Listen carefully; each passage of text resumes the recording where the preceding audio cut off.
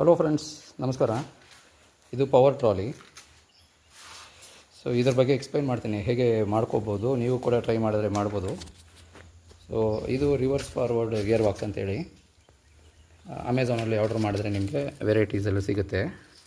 Next ಅಲ್ಲಿ ಇನ್ಸೈಡಲ್ಲಿರುವಂಥದ್ದು chains front sprocket ಇರುತ್ತಲ್ಲ, ಅದೇ ಥರ ಇನ್ನೊಂದು ಸ್ಪ್ರಾಕೆಟ್ ತೊಗೊಳ್ಳಿ. 2 ಸ್ಪ್ರಾಕೆಟ್ನ ಸೇರಿಸಿ ಅದನ್ನು ಬ್ರೇಸಿಂಗ್ ಮಾಡಿಕೊಡಿ. ವೆಲ್ಡ್ ಮಾಡೋದಕ್ಕಿಂತ ಬ್ರೇಸ್ ಮಾಡಿ ಒಂದು ಎಕ್ಸ್ಟೆನ್ಷನ್ ಬಹುಶಃ ಹಾಕ್ಕೊಂಡು ಈ ಅಮೆಝಾನಿಂದ ತೊಗೊಂಡಿರುವಂಥ ಈ ಗೇರ್ ಬಾಕ್ಸ್ನ ಈ ಸೈಡಲ್ಲಿ ಬರುವಂಥ ಶಾಫ್ಟನ್ನ ಕಟ್ ಮಾಡ್ಕೊಳ್ಳಿ.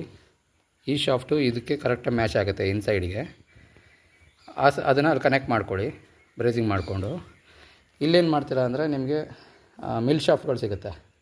ಮಿಲ್ ಶಾಫ್ಟ್ ತೊಗೊಂಡು ಇದನ್ನು ಜಾಯಿಂಟ್ ಮಾಡ್ಕೊಳ್ಳಿ. ನೆಕ್ಸ್ಟ್ ಇದು ಸಿಂಗಲ್ ಒಂದೇ ಲೆಂತಿಗೆ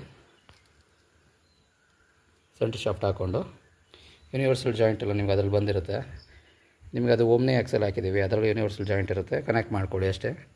ಬ್ರೇಸಿಂಗ್ ಮಾಡೋದು ಸ್ವಲ್ಪ ಸ್ಟ್ರೆಂತ್ ಜಾಸ್ತಿ. ಆ್ಯಂಡ್ ಈ ಫ್ರೇಮ್ ಮಾಡಬೇಕಾದ್ರೆ ಬಾಡಿ ಒಳಗಡೆ ಫ್ರೇಮ್ ಇರ್ತೈತೆ ಚಾರ್ಸಿ, ಅದಕ್ಕೆ ವೆಲ್ಡ್ ಮಾಡ್ಕೊಳ್ಳಿ. ಓಕೆ, ಆನಂತರ ಅಲೈನ್ಮೆಂಟ್ ನಿಮಗೆ ಪರ್ಫೆಕ್ಟಾಗಿ ಸಿಗುತ್ತೆ.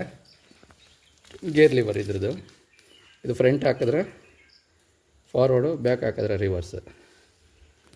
ಈ ರೀತಿ ನೀವು ಚಾರ್ಸಿ ಡೆವಲಪ್ ಮಾಡ್ಕೊಬೋದು.